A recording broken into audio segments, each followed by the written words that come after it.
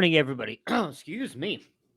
Oh, my goodness. Good morning, everybody. Welcome to another episode of College Football Mornings. It is Oh, I said September. It is October 3rd. And man, the past couple episodes, we have been, I don't want to say blessed, but we've been hit with some kind of breaking news, and we will definitely jump into obviously what has happened with Paul Chryst being fired late last night. The Wisconsin head coach, for those of you who do not know, he has been relieved of his duties. Interesting job, to say the least, and I guess we can honestly probably just start there. This is big news. Wisconsin has been considered to be one of the top teams, not just I would say in the nation, but in the Big Ten in general. And they have really kind of struggled to put it together the past two seasons, including this year, when at a point Saturday, I don't even think they played Saturday night, Saturday afternoon, Saturday morning, whenever they played, they were getting booed off the field by their own fans, which is not something you really want to see. Now, the players have come out and said it specifically. I know I've seen tweets from Braylon Allen, Graham Mertz, some of these others saying, like, if you wanted him gone, you are not a real Wisconsin fan. But they're sitting at 0-2 right now in conference, last place in the West. Paul Chryst, while he's been a head coach, has really honestly been kind of considered one of the great offensive coaches in the nation. He's always had a very prolific and high scoring offense, but it's not really worked out. And I don't know if that's because maybe Graham Mertz didn't pan out the way that it was, but they have not done a good job of bringing in quarterbacks, wide receivers. Really, their offense has been that offensive line and Braylon Allen. And even we talked about it. If you guys missed it, I'll link it in the description below. College Fantasy Tonight. We talked a little bit about Braylon Allen, and he's struggling this year. If you go in and look right now at their 2023 class, and this is the big thing when you fire a coach this early, is, okay, what does this mean for the recruiting class?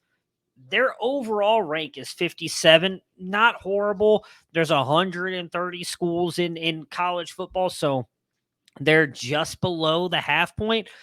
But what is really concerning is when you go into the Big Ten, and they are 12 out of 14. They're only beating the recruiting classes of Illinois, who has 164.53 points, and Indiana at 137.74. They have a ranking system, gives you points based on the level of recruits that you get.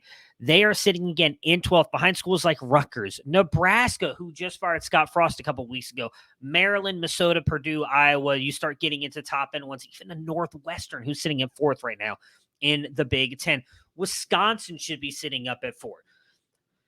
So what does this mean for them this season? I think it continues to mean they're going to struggle, especially offensively. They've named Jim Leonhard the interim head coach. He is a former player there, defensive-minded guy. Somewhat makes sense. Typically, even in the NFL, you see these schools go the opposite direction. Paul Chryst, considered an offensive guy, called plays for the most part at Wisconsin. You know, again, he was considered to have prolific offenses. You would think that they're going to go on the other side of the ball and go defense. So if Jim Leonhard keeps this job, if he continues, or if he has this program somewhat turn it around this season, play well, I think they need to bring in some kind of offensive coordinator. Now, will they do that? I don't know. There's a couple that stick out to me. Warren, and I'm going to spell his name wrong, and say his name wrong. Ruggiero, who is the offensive coordinator at Wake Forest. Now, I don't know that slow mesh type system would work in the Big Ten, but he is someone I think probably could go up there and do a good job. He's been done a decent job helping recruiting at Wake Forest, so I think he could go up there. Would a Josh Gaddis go back up north? Obviously had that great year up in Michigan. They were able to beat Ohio State, get into the playoffs. A lot of reports that maybe Jim Harbaugh was kind of handcuffing what he really wanted to do. It has not been working out in Miami. They've already benched Tyler Van Dyke. We don't know if he'll even start this week as they come back off their bye. Will Mark Whipple go back? I mean, in Nebraska right now, would he be willing to go to Wisconsin and run the plays? I think he would be a good fit. Obviously, the big names, a Zach Kitley, a Jeff Lebby, but both of those are from down south. Like, Zach Kitley is a Texas guy, and he's at Texas Tech. I wonder if he would just wait for a job down here to open. And kind of the same thing with the Jeff Lebby, who's currently at Oklahoma. Obviously Dylan Gabriel just got hurt Saturday, a couple days ago. So we'll see what happens with them. The big one would be obviously Bill O'Brien. But I don't think that Bill O'Brien would go there to be an offensive coordinator. I think he would want to go there to be the head coach. Would Wisconsin be willing to do that? I think he's a very intriguing fit because we know he can succeed up in the Big Ten. He was able to do that with a Penn State program that he completely turned around after the death penalty with everything that happened with Joe Paterno. He was able to get them. They were competing. They even beat Ohio State a few times. We've seen what he's been doing at Alabama. Typically, that's where coaches go to kind of rehab their image, get another shot. Now, I don't know if Bill O'Brien would want to go back and take a college job or if he would prefer to go to the NFL. That's something we don't know. But I do think he would be a great fit up there because he knows the Big Ten. I think he could fit that culture very well. And we know that he can help quarterbacks out. He's also a very good recruiter. Like, to me, he feels like the best fit. I don't really see anybody else that could go up there. Again, maybe Jim Leonhard is able to keep the job. It's definitely going to be intriguing to see what happens for him. Obviously, losing to Indiana with your former head coach, Brett Bielema, probably didn't help matters at all. But Paul Chryst is out at Wisconsin. We'll see what that means for them in the future and for this season. Really not much else to talk about here today, guys. We're going to make this a quick morning show episode. I am going to recap the USC and Oregon games here, though, as those games went, again, after we did college fantasy tonight. So we'll talk about those games. Mox will jump in here really quick and give you guys a look at the early line segment. And then we're going to go back to giving you guys the players of the week on this morning show. But let's jump into the two games we missed last night. Again, if you want to see recaps of all of the other major games, check the description below. College Fantasy tonight's episode will be linked in the description. But USC, they hold on. They go and beat Arizona State fairly easily. Not super surprising in the fact that Arizona State is kind of sitting in, if we're being honest, flux at the moment after the firing of Herm Edwards just a couple weeks ago. Caleb Williams has himself a day here, but is the offense really the story? I don't think so. We knew that this offense was going to be good, and they continue to do that. Caleb Williams' stats, though, just to read those off really quick for you guys. He went 27 of 37, 348 yards, 3 touchdowns, 1 interception. He did add a rushing touchdown and 44 yards on the ground. Travis Dye, 62 yards, 2 touchdowns on 13 attempts. Jordan Addison, 105 yards on 8 catches. Brendan Rice, 72 yards on 3 catches. Mario Williams, 50 yards, 5 catches, 1 touchdown. On Arizona State side here, Emory Jones, 23 of 32 for 243, 1 through the air. Does add 1 rushing touchdown on the ground. Probably one of the better games for him, but it's this defense for USC. Again, really going to be intrigued when they play some tougher opponents coming down the stretch, what that looks like. They get Washington State this weekend, which could be a very interesting matchup, and it's a primetime game. It's on Fox at 6:30. It's not one of the late night games, so we're going to watch that in live. But then they get Utah the week after. That is going to be the big matchup before they play a UCLA later in the season who just knocked off Washington. UCLA could be a big game for them as well. Let's jump over really quick to Oregon at Stanford. Oregon beat Stanford 45-27. Again, Oregon looking really good. I know that they got the break speed off them there in week 1 against Georgia, but they have looked like a much improved team here. Starting on the Stanford side, Tanner McKee, the supposed first-round quarterback, 19 of 33, 166 yards, 2 touchdowns, 1 interception. You do have Casey Filkins, who's been filling in for E.J. Smith, who is injured, will be out for the season. 80 yards on 19 carries. Also added 59 yards on 3 receptions and a touchdown. So he is playing really good. On the Oregon side here, Bo Nix continues to play well here. We actually got to see Ty Thompson in for a little bit, but Bo Nix, 16 of 29, 161, 2 touchdowns through the air, but does add 141 yards on the ground and 2 touchdowns on the ground. So while it didn't look great passing, he got you 4 touchdowns altogether. Just absolutely incredible. Troy Franklin, 52 yards and a touchdown. He started to really kind of pick it up here in the second half of the season. And then rushing yards, it was just a mixed match again. We were really high on my goodness, his name just jumped out of my head, and I guess it doesn't even matter anymore. But Irving, Whittingham, Sean Dollars, Jordan James, they're all kind of mixing in here to get play at the running back position. Not anybody I really want to start, but that's it for those 2 games. Let's bring in Moxley really quick to give you guys a look at the early lines before we get out of here. talk about the players of the week.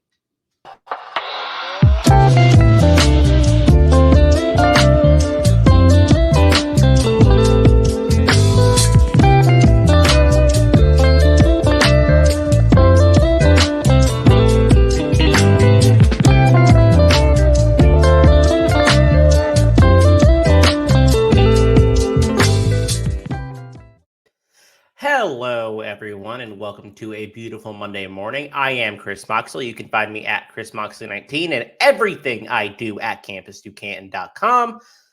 This is our early line show. Lines generally release on Sunday afternoon between 12 and 3, depending on how confident the books are feeling, and they are still not all out. We're still waiting on a couple books to release game totals, so work with a slightly encumbered slate. However, if you tune in later in the week for our early line show, which comes out, I believe, on Thursday mornings, you should see the best plays that we can play off the entirety of the slate. However, these are our early lines, and we're going to see if we can find some value before you get too much movement. Last week, we went 1-2. Not our best showing. There was some funkiness in some games. Washington wasn't able to do what we thought they might against UCLA, but we stuck with Washington State, and they beat Cal. We were right on the Cal offense not being able to do what we thought they could, especially in the passing game, despite true freshman Jaden not being honestly awesome. What a fun player. Anyway, enough boring stuff. Let's get to the actual lines. I'm on Tulsa 5 versus Navy. They're favored by 5, and I think there's two things going into this number. Navy's being overrated because they upset ECU. I don't think that's the true Navy team. This is still the team that got crushed by Memphis and lost to Delaware week 1. ECU had more yards per play. The thing about Navy's defense is that they're still really bad. The offense knows how to control the clock, so if they can limit the number of plays, then that's fine. But Tulsa is an entirely different offensive beast than I think ECU is, and probably the best offense that Navy's played this year. They are explosive. They're top 25 in explosiveness. Davis Brin left the game against Cincinnati, but I believe he will be back this week for Tulsa. Keelan Stokes played last week. I believe he will play again. JC Santana will play. I think this could be a runaway game, and it actually opened at 6 and fell to 5. I don't understand that movement unless they have news that Davis Brin is out, which is, if that's the case, then we might need to buy back on Navy later in the week, but we're riding Tulsa. I think Tulsa is the much better team. They had a close loss to Ole Miss, a close loss to Cincinnati.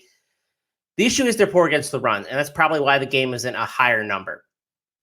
I just think the passing offense is too explosive. I just don't think Navy's going to be able to keep up despite being able to control the clock for the majority of the game. Next number. A number that, again, I think is too short is Kent State -3. They're being too punished for their close win against Ohio last week. I don't think that the Miami, Ohio team that they play this week is honestly that good. They beat Northwestern, but Northwestern is still Northwestern. Besides that, they haven't really been that impressive. They kind of played competitively in the first quarter, first half against Kentucky, but not to the extent where you think that they could beat this Kent State team who, yes, they were very slow against Ohio last week, but I think that they're much better.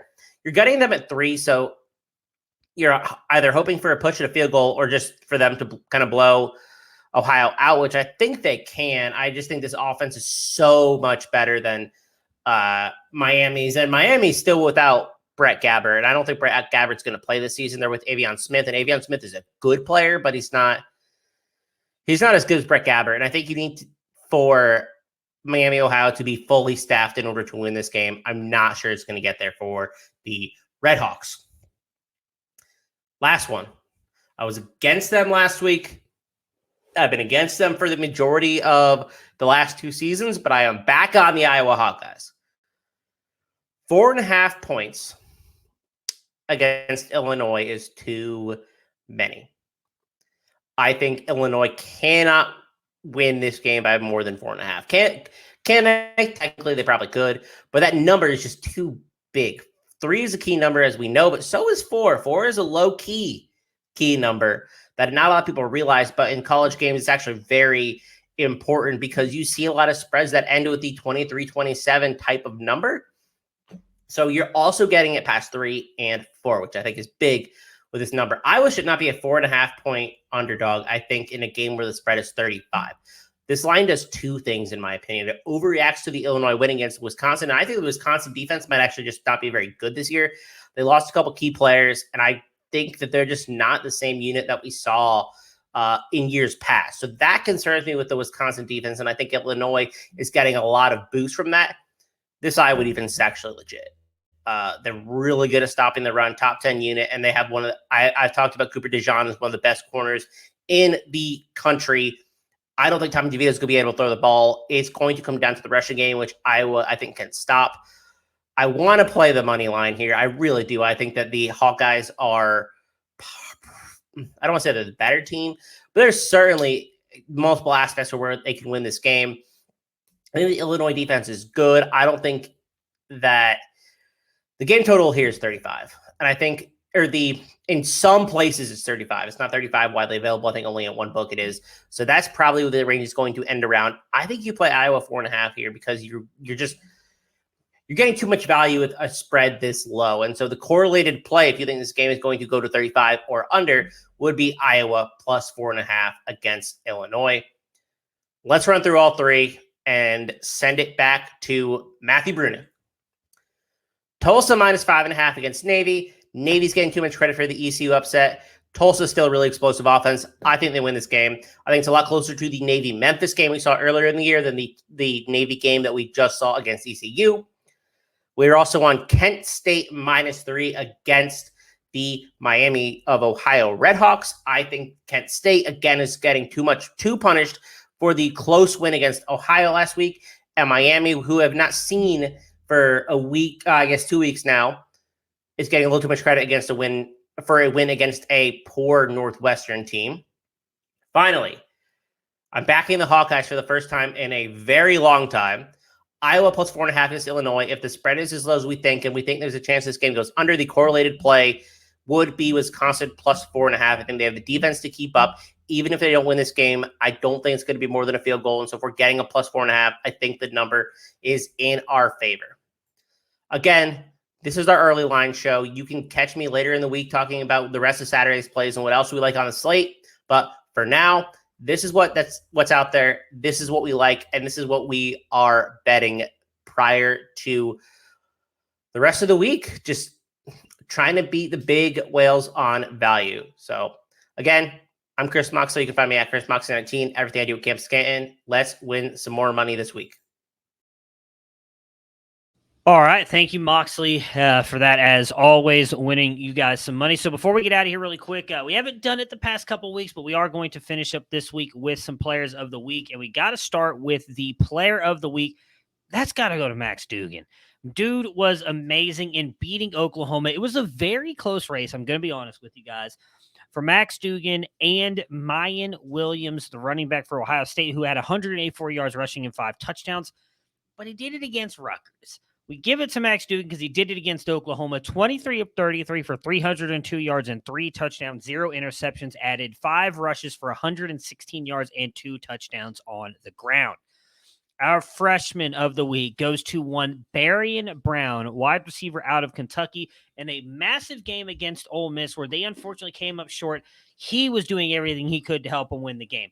While he only did get 2 receptions for 81 yards, he had 3 returns for 164 yards. He continually got Kentucky down in the red zone by himself on punt and kick returns. He was absolutely amazing. So congratulations to Barian Brown, our freshman of the week. And last but not least, if you guys watched Friday Night Lights last night, you know who the high school player of the week is.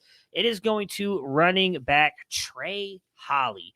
12 rushes for 309 yards and 5 touchdowns. He's an LSU commit, Union Parish High School versus Homer. He also, in this game, became the all-time leading rusher in Louisiana State, the state. Congratulations to all 3 of you guys on your well-deserved Player of the Week awards. And thank you guys so much for tuning into College Football Mornings. Colin and Austin will be live for you guys tomorrow morning, giving you guys your waiver wire pickups, and I will see you guys again on Friday. Everybody enjoy the rest of your Mondays, and we'll see you guys again soon.